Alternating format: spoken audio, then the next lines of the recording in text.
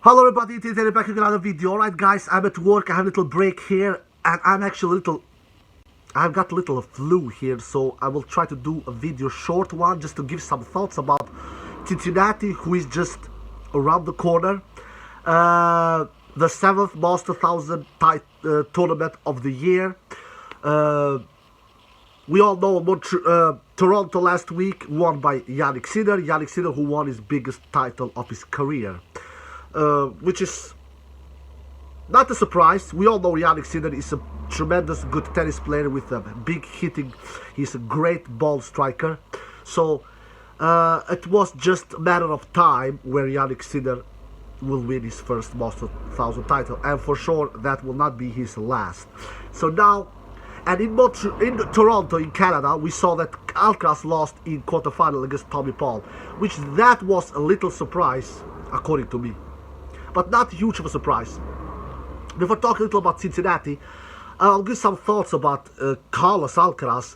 Carlos losing to Tommy Paul, a little surprise, not huge. I'm going to tell you why. Because I have a feeling that Carlos Alcaraz's best surface will not be the slower courts, or middle or medium courts. It will be the fast courts, a la Australian Open, Wimbledon, Cincinnati, US Open, because I feel that he doesn't have the tennis style like Nadal when Nadal plays, or Djokovic also to some extent, but especially Nadal when Nadal plays very a high percentage of tennis, when Nadal brings up that intensity with a lot of topspin, a lot of RPM on the ball, and he doesn't play a lot of low percentage of shots. That is not the case with Carlos. Carlos plays with more low percentage of tennis. You know, the drop shots, they are not high percentage shots. They are more low percentage shots. If not low percentage shots, for sure something in between. Between a low percentage shot and between a higher percentage shot.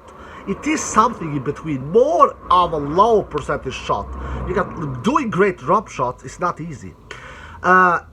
Mostly times that works for Carlos, but that doesn't always work. And he doesn't play, he doesn't hit a ball with an RPM ball, a topspin ball a la Nadal. He's more of a feather tennis style, where he has such great variety in his game with drop shots, slices, coming into the net. And for that to work, he can be more successful on the fast surfaces. And against Tommy Paul, he just couldn't hit through Tommy Paul because the courts was not helping him. And take into consideration his serve, he doesn't get rewarded with his serve on slower surfaces like he gets rewarded on faster surfaces. Just look at French Open. He has played French Open 3 times, 2019, no, I'm sorry, 2020, 2021 and 2020. No, I'm sorry, 2021 lost to Struff there. 2022 lost to Zverev. 2023 lost to Djokovic. And what is French Open? French Open is the slowest Grand Slam tournament we have in tennis.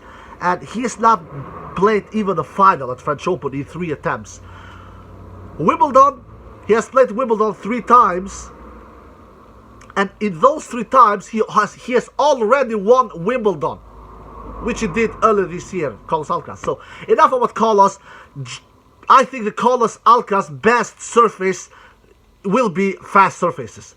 That's what I feel. So he losing in Toronto, in Canada last week, Carlos.